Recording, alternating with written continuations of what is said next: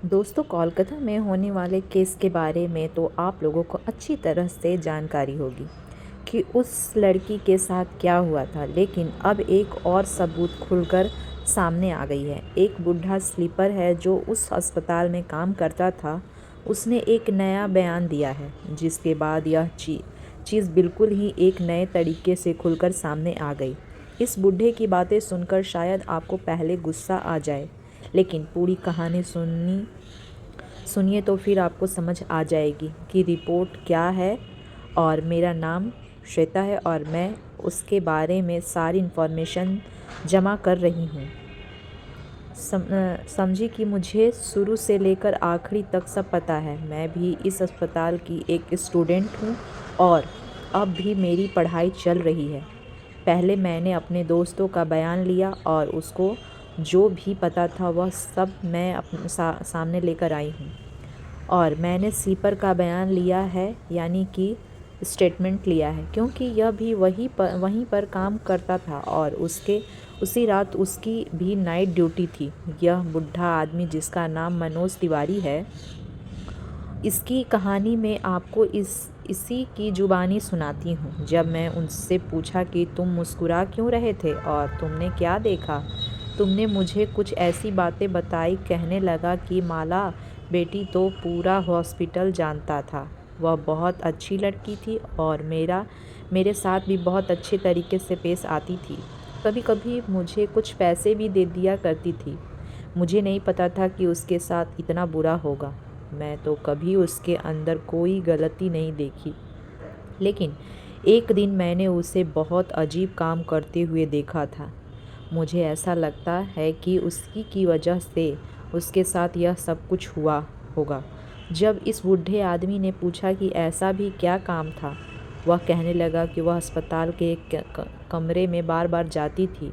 यह वही कमरा था जहाँ पर माला के साथ वह सब कुछ हुआ था, और इसी कमरे में माला बार बार जाती थी। एक दिन मैंने उसे वहाँ से निकलते हुए देखा तो पूछ लिया, बेटा तुम्हारा यहाँ पर क्या काम है? यहाँ पर तो पुरानी कुछ फाइल और ऐसा सामान रखा पड़ा है जिसका ताल्लुका सिर्फ अस्पताल वालों से है।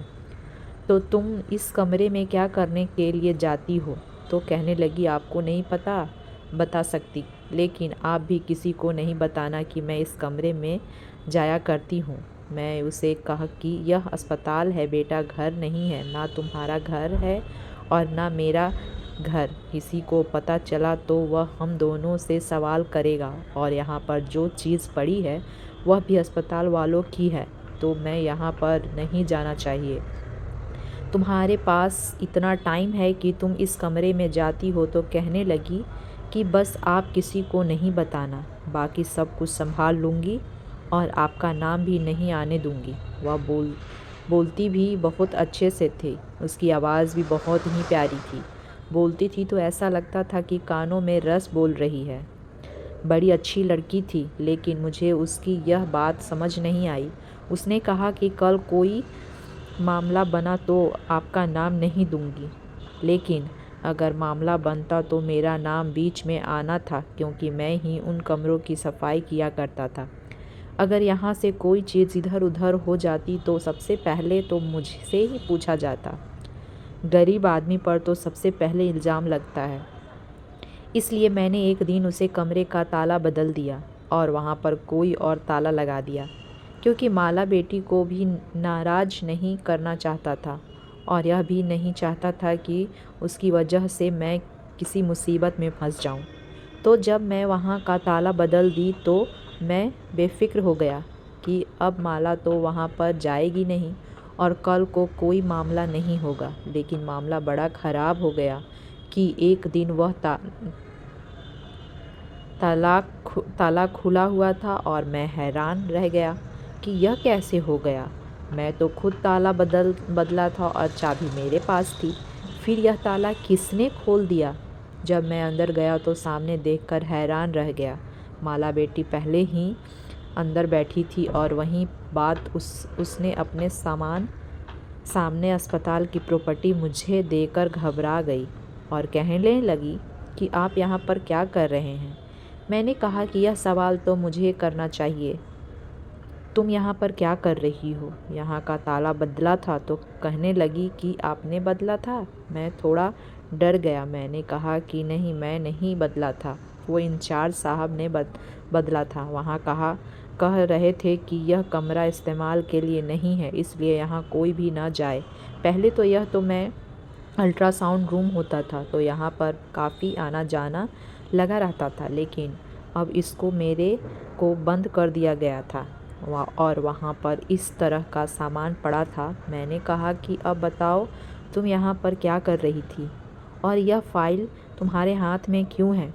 तो उसने कहा कि बस एक काम था, लेकिन समझोगे कि हो गया। उसने फ़ाइल वापस रख दी और मैंने कहा कि बेटा, जब आप कोई ऐसा काम करते हो ना जो आपके करने का नहीं होता, तो फिर उसका परिणाम अच्छा नहीं निकलता है। तुम्हें समझा रहा हूँ, अपनी बेटी समझता हूँ। तुम ऐसे कामों में क्यों पड़ी हो? तुम तो यहाँ पर अपना काम कर रही हो ना?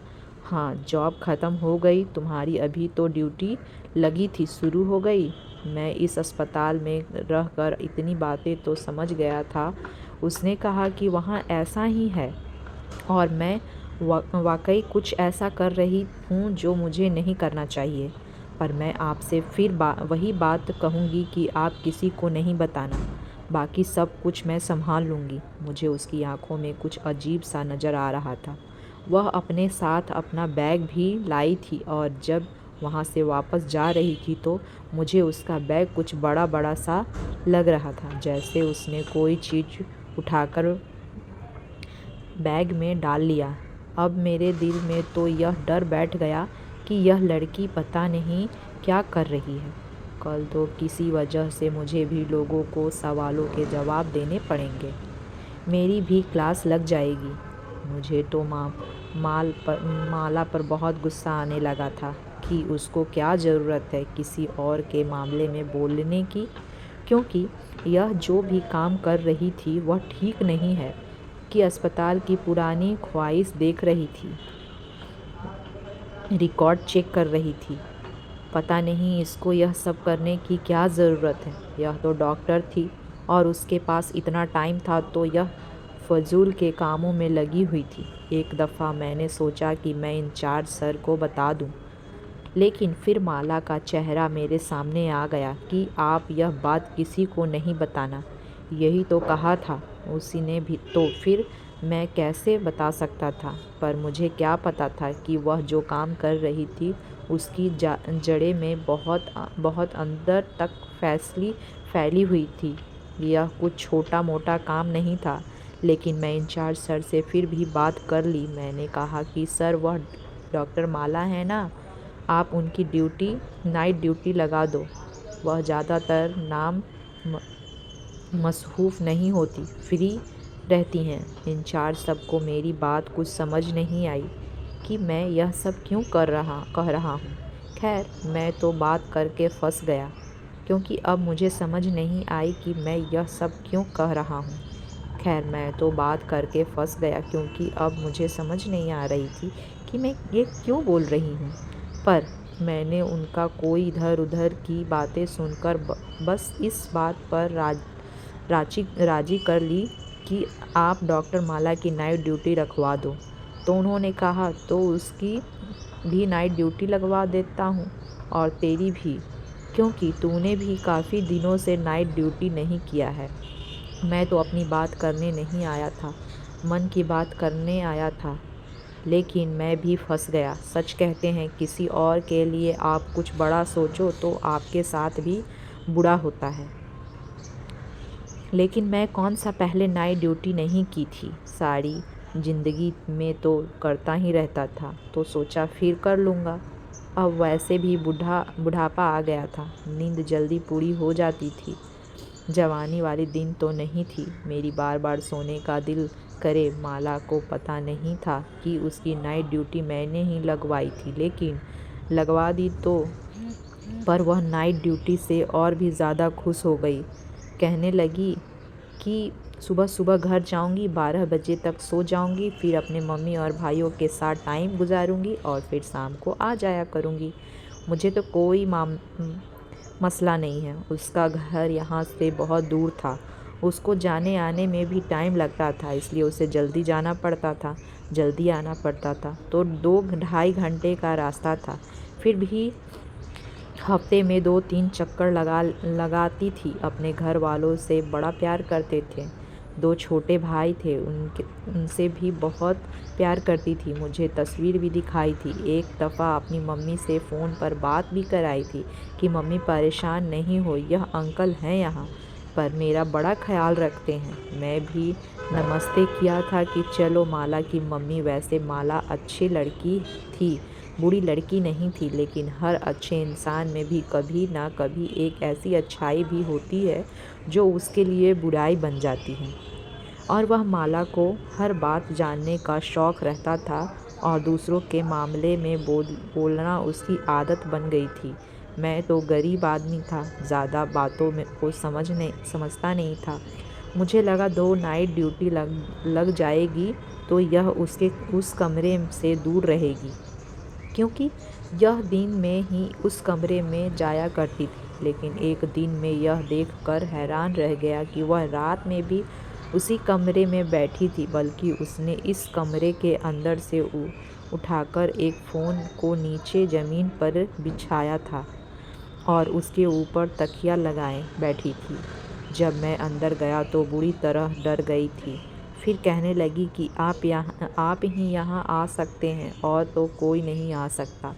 मैं तो ऐसे ही डर गई। मैंने कहा कि तुम यहाँ पर क्या कर रही हो, यहाँ पर क्यों बैठी हो, तुम्हारी नाइट ड्यूटी है। तो उसने कहा कि नाइट ड्यूटी का मतलब यह थोड़ी होता है कि सारी रात जाकर पेशेंट को देखना होता है।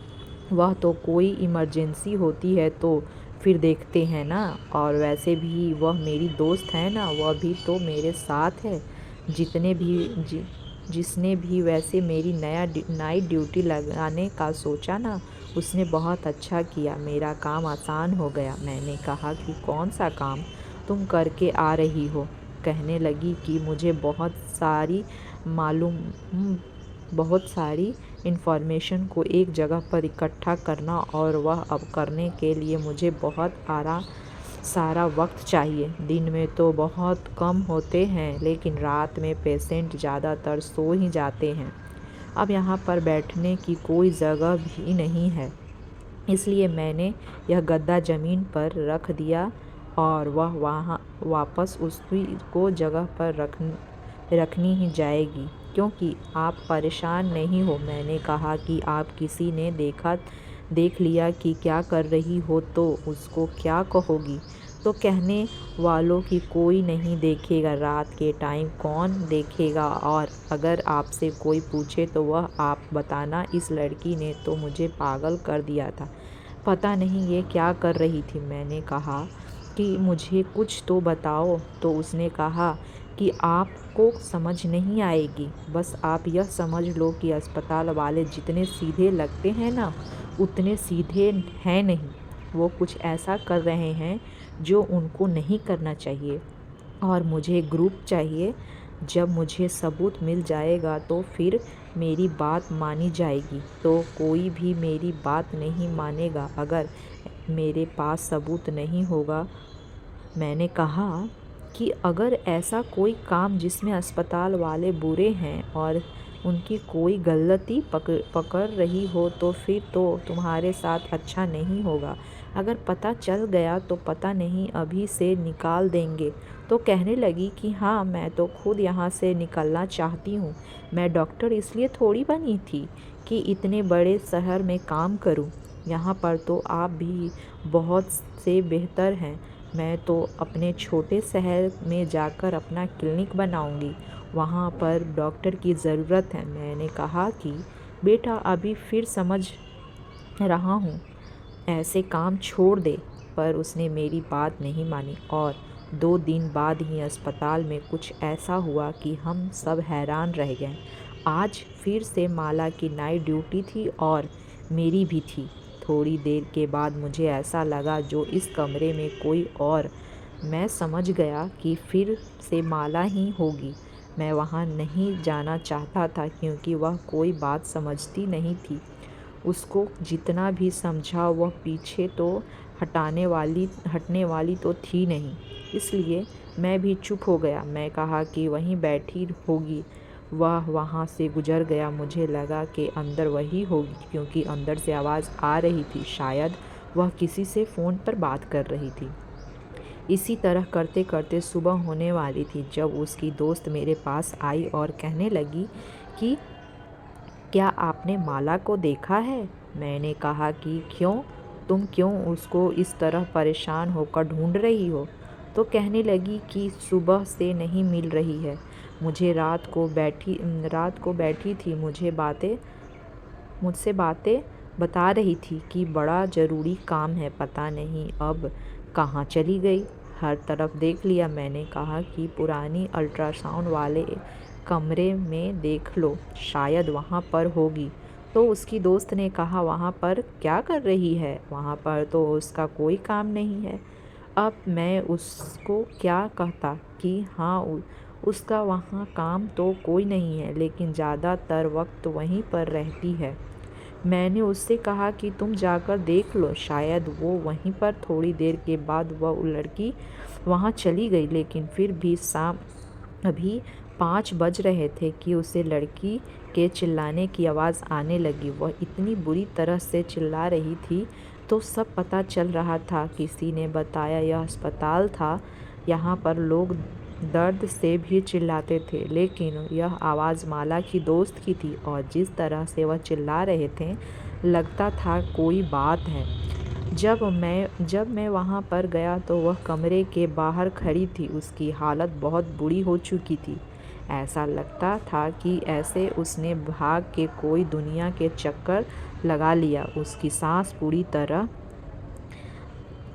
फूल रही थी। वहाँ पर मैंने कहा कि क्या हो गया?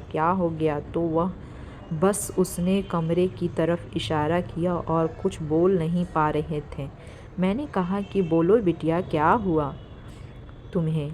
लगी कि माला और उसे कमरे की तरफ इशारा करने लगे। मैं जब एक नज़र अंदर देखा तो मेरा भी दिल ऐसा किया कि मैं भी ठीक हूँ, पर मैंने अपने मुंह पर हाथ रख लिया, क्योंकि अंदर जिस तरह से नज़र आया था उसके बाद हमारी हालत बुरी ही होने थी। मैं माला की सहेली का हाथ पकड़ा और कहा कि वहाँ से चली जाना, वरना तुम भी फंस जाओगी। और मैं तो खुद भी वहाँ से जाने लगा, लेकिन अस्पताल के लोग वहाँ पर आ गए। उन्होंने हम दोनों को भी देख लिया और उसे कमरे में क्या हो रहा था वह भी देख लिया। थोड़ी देर के बाद वह खड़ा हो गई कि डॉक्टर, माला ने आत्महत्या कर ली है। हम दोनों को अच्छी तरह से जानते थे कि आत्महत्या नहीं थी। क्या हुआ था वह हमने देख लिया था। मैंने उसके दोस्तों से कहा कि यहाँ से भाग जाओ, नहीं तो वह बहुत बहुत बुरा होगा, पर वह नहीं मानी। उसने कहा कि मैं माला को अकेला छोड़कर नहीं जाऊंगी। फिर वहीं बात हुई कि जिस लोगों ने उसके साथ यह सब कुछ करवाया था, मैं उनकी दोस्त को भी एक कमरे में ले गया और उसकी बुरी तरह से डराया धमकाया। जब वह बाहर आई तो उसकी हालत बड़ी बुरी थी। कहने लगी कि मेरे से झूठा बयान लिखवा लिया है कि माला ने आत्महत्या की है, और वह मुझे भी कह रही थी कि मुझे आत्महत्या करनी है। मैंने कहा कि बयान तो झूठा लिखवा लिया, अब कहीं दूसरी जान भी न चली जाए, इसलिए चली जाओ यहाँ से। फिर वह एक साइड पर बैठ गई और रोने लगी। वह माला की बहुत अच्छी दोस्त थी, हमेशा उसके साथ रहती थी। माला को अकेला नहीं छोड़ सकती थी। यह भी गरीब घर की लड़की थी, इसलिए डर गई। माला के घर वाले भी आ गए। अस्पताल वालों ने उनको भी यही कहा कि आपकी बेटी ने आत्महत्या कर ली है, हमारे अस्पताल का नाम बदनाम करवाना चाहती है, इसलिए आप किसी को कुछ ना बताना और अपनी बेटी की बॉडी लेकर आप यहाँ से चले जाइए, ताकि हमारा काम ख़त्म हो जाए। उसको सही तरह से पूरी बात भी नहीं बता रहे थे कि वह कभी इधर जाती कभी उधर। लड़की की माँ भी थी और एक बाप था। वह सारे परेशान रहे थे। उनको देखकर मुझे भी बड़ा बुरा लग रहा था। दिल तो कर रहा था कि उनको सब कुछ बता दूं।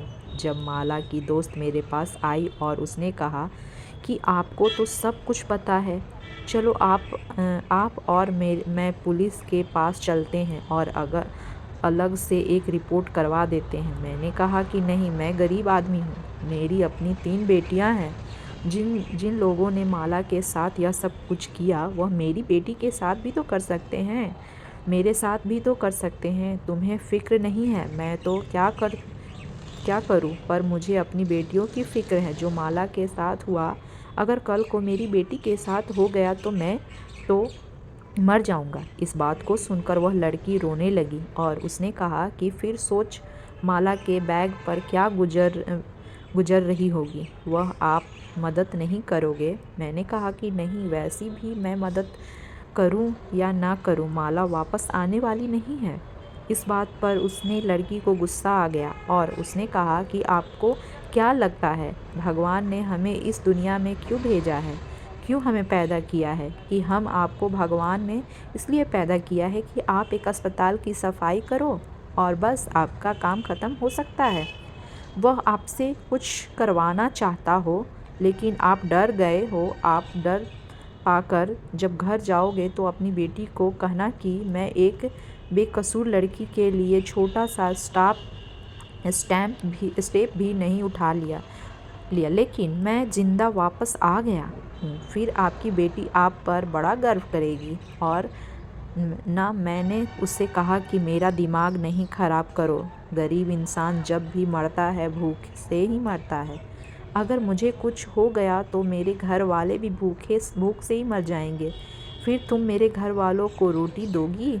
यह अस्पताल वाले मुझे माला बेटी के जाने का बहुत अफसोस था, लेकिन मैं क्या कर सकता था। वह लोग उनकी बॉडी को वहाँ से ले गए और बात ख़त्म हो गई। पर यह नहीं पता था कि बात अभी बहुत ज़्यादा बढ़ जाएगी, कि उनके पूरे देश में माला के लिए लोग बाहर आना आकर खड़े हो जाएंगे, कहने लगेंगे कि इसको इंसाफ मिलना चाहिए, इसके साथ बुरा हुआ है। लोगों को यह भी पता चल गया कि यह सब कुछ अस्पताल वालों ने ही करवाया है, क्योंकि माला उनके खिलाफ कुछ पता चल गया था और यह भी पता चल गया कि उसने करवाया है और हम लोग इंसाफ मांग रहे थे। मैं पहले डरा था, मैं किसी को यह बात नहीं बताई, लेकिन फिर मैं अपनी बेटी को सब कुछ बताया।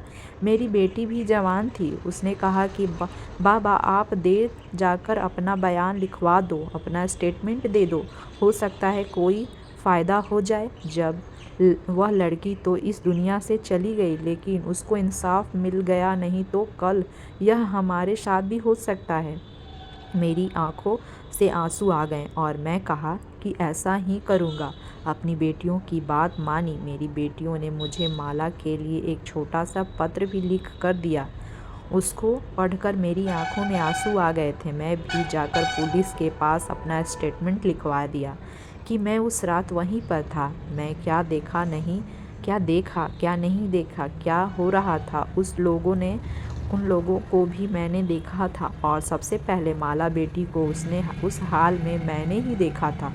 वह सब कुछ मैंने उन लोगों को बता दिया। अच्छे बुरे लोग तो हर जगह होते हैं। पुलिस भी कुछ लोग अच्छे थे, लेकिन कुछ लोग ऐसे थे जो मेरी तरह डरे हुए थे, जैसे मैं पहले डरा हुआ था, क्योंकि यह मामला बहुत ऊपर तक चला गया था। पुलिस वाले ने कहा कि इसके बयान का क्या करोगे, तो दूसरे वाले ने कहा कि इसका स्टेटमेंट तो सबसे ज़्यादा अहम है। तुम कैसी बातें कर रहे हो? मैंने कहा कि पहले मैं भी डरा हुआ था साहब, लेकिन फिर मैं सच बोल दिया। वह लोग मुझे हैरान होकर देखने लगे। मेरी बेटियों ने जो छोटी सी कहानी माला के नाम पर लिखी थी, वह मैंने उनके टेबल पर रख दिया और कहा कि यह आप लोग ज़रूर पढ़ लेना, शायद आप लोग को भी हिम्मत मिल जाएगी। बस मैं अपना स्टेटमेंट दे दिया और माला की दोस्त को भी बता दिया कि मैं ऐसा किया। उसने भी मेरा शुक्रिया अदा किया। उसने कहा कि हमारा कैसा बड़ा कमज़ोर कैसे बड़ा कमज़ोर है, लेकिन फिर भी मैंने अपना फ़र्ज़ अदा किया।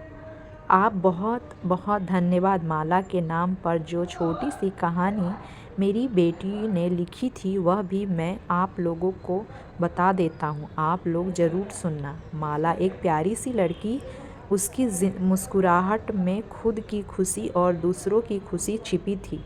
आज हमें छोड़कर जा चुकी है। उसने अपनी ज़िंदगी को लोगों के सेवा में लगा दिया था, एक डॉक्टर बनकर। हर दिन अस्पताल आते वक्त उसके चेहरे पर एक नया जुनून होता था, जैसे वह हर एक जख्म को भरने का वादा करते थे। माला का सपना था कि वह एक दिन अपने गांव की लोगों को बेहतर सेवा दे सके, और इस सपना के लिए उसने अपनी पढ़ाई में दिन रात मेहनत की। उसकी ज़िंदगी में एक ख़ास पल था जब उसने अपने पहले दिन हॉस्पिटल में काम शुरू किया। जब उसने पहली बार एक बच्चे का इलाज किया तो उसकी आंखों में खुशी और गर्व था। हर छोटी सी जीत उसके लिए एक बड़ा त्योहार होता था। माला के पास सिर्फ मेडिकल नॉलेज नहीं, बल्कि लोगों से बात करने का एक अलग ही अंदाज़ था। वह हर पेशेंट से ऐसा बात करती